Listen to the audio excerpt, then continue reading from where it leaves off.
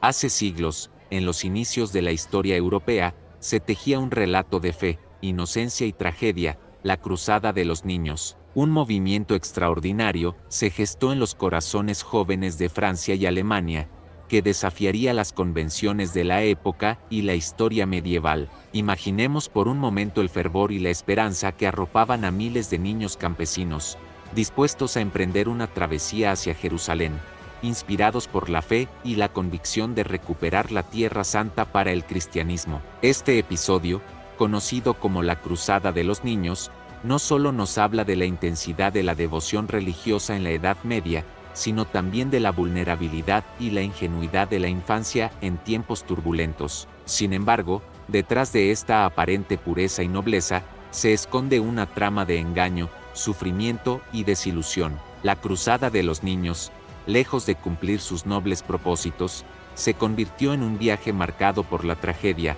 donde muchos de estos jóvenes perecieron en el camino, víctimas de la explotación y el abuso. Esteban, un joven pastor francés, fue inspirado por un sueño donde Jesús se le apareció y le encomendó la tarea de liderar a los niños en la liberación de Tierra Santa. A pesar de su juventud e inexperiencia, Esteban mostraba un carisma natural y una convicción inquebrantable que inspiraba a sus seguidores. Por otro lado, Nicolás, un joven alemán, también se vio influenciado por la ferviente llamada a la cruzada. Aunque las motivaciones de Nicolás pueden haber sido diferentes a las de Esteban, su participación en la Cruzada de los Niños demostró el alcance del fervor religioso y la desesperación que se vivía en Europa en esa época. En este fascinante video nos sumergiremos en un mar de reflexiones sobre la fe, la inocencia y la manipulación, recordando la importancia de comprender nuestro pasado para iluminar el presente.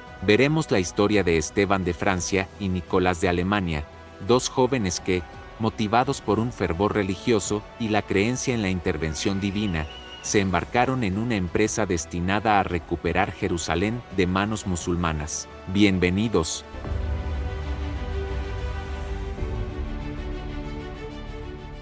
En el inicio de esta extraordinaria travesía, se encontraba un joven pastor francés de tan solo 12 años, respondiendo al nombre de Esteban de Cloyes. En un audaz gesto, afirmó llevar consigo una carta directa de Jesús, destinada al rey de Francia. Este niño prodigio atrajo a numerosos jóvenes de su edad, todos convencidos de poseer dones divinos y capaces de realizar milagros. Reuniendo a más de 30,000 seguidores, entre adultos y niños, Esteban encaminó sus pasos hacia Saint-Denis, donde se decía que sus acciones desataban fenómenos milagrosos. Ante la creciente preocupación, el rey Felipe II instó a los niños a regresar a sus hogares, pero la sorpresa del monarca no radicaba solo en la magnitud de la peregrinación, sino en que su líder era un simple niño. El rey, lejos de tomárselos en serio, desestimó la situación. No obstante, Esteban persistió y comenzó a predicar en una abadía cercana.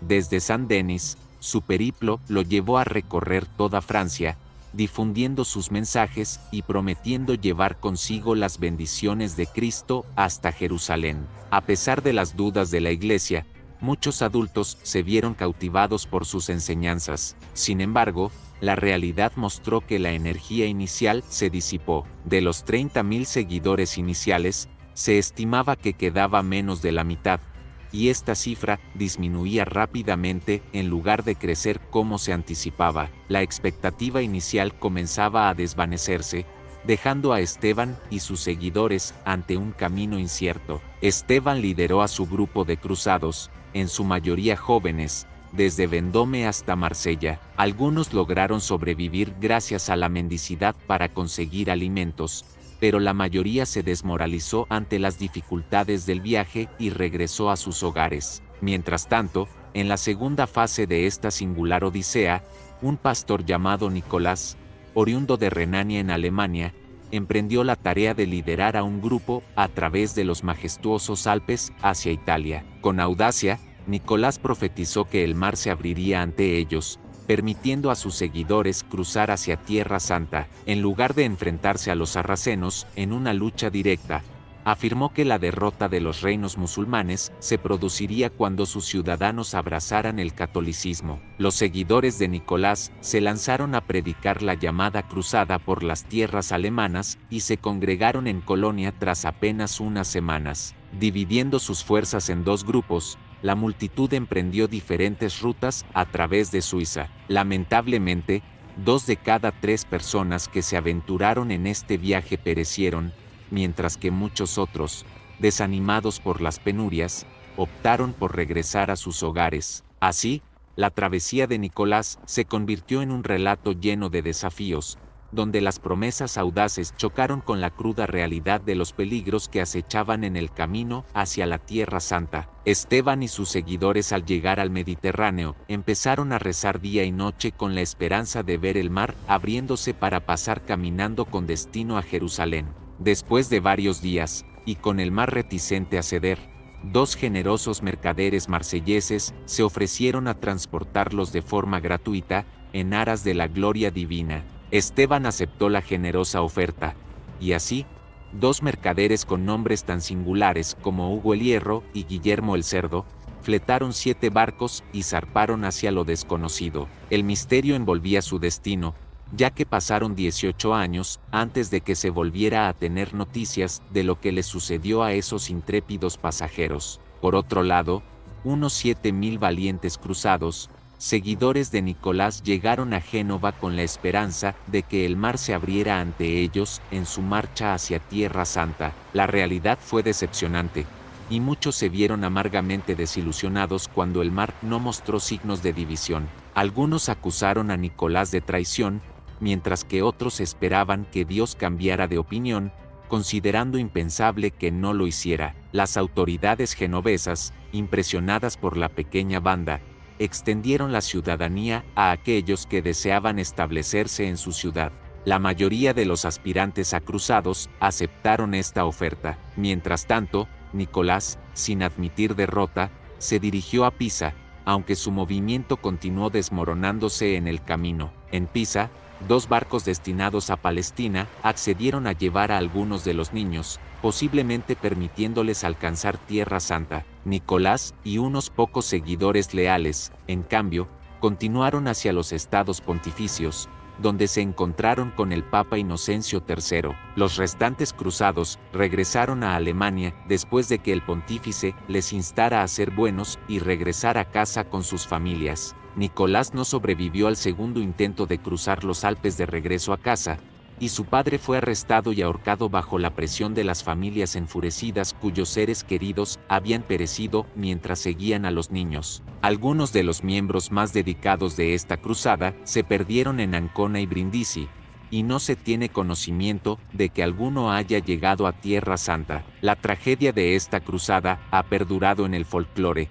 y medio siglo después, surgió la leyenda del flautista de Hamelin, que rememora este trágico episodio de la época de las cruzadas. Estos ideales de pobreza y humildad cristianas, que inspiraron órdenes religiosas como la fundada por San Francisco de Asís, llevaban consigo la creencia casi mágica en la posibilidad de vencer a los infieles con las armas de Jesucristo. La mentalidad medieval, que combinaba la fe con la ignorancia, la fantasía y una buena dosis de magia y superstición, resulta difícil de comprender para el hombre contemporáneo. Un sacerdote que retornaba a Francia desde Oriente compartió la trágica historia de la expedición de Esteban. De los 7 barcos que partieron, 2 se estrellaron contra las rocas durante una feroz tormenta en la isla de San Pietro, al suroeste de Cerdeña, condenando a todos sus ocupantes a un trágico destino bajo las olas. En cuanto a los niños que viajaban en los otros 5 barcos,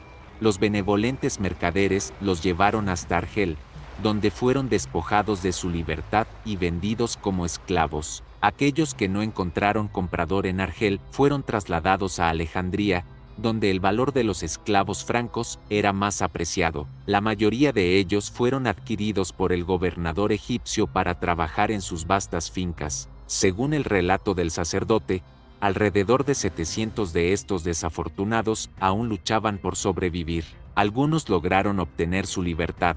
No obstante, muchos continuaron siendo esclavos hasta el final de sus días, atrapados en un destino cruel e implacable. La Cruzada de los Niños sigue siendo un recordatorio sombrío de cómo la fe, la desesperación y la ingenuidad pueden llevar a tragedias inimaginables. En su ferviente búsqueda por liberar Tierra Santa, estos jóvenes valientes, liderados por figuras como Esteban de Francia y Nicolás de Alemania, se enfrentaron a un destino cruel e inevitable. Aunque su empresa terminó en fracaso y tragedia, su historia nos recuerda la fragilidad de la juventud y las consecuencias devastadoras de la manipulación religiosa en tiempos de desesperación. Que su memoria nos impulse a reflexionar sobre las consecuencias de la intolerancia y a trabajar por un mundo donde la fe se convierta en un puente hacia la comprensión y el respeto mutuo, en lugar de una causa de división y destrucción.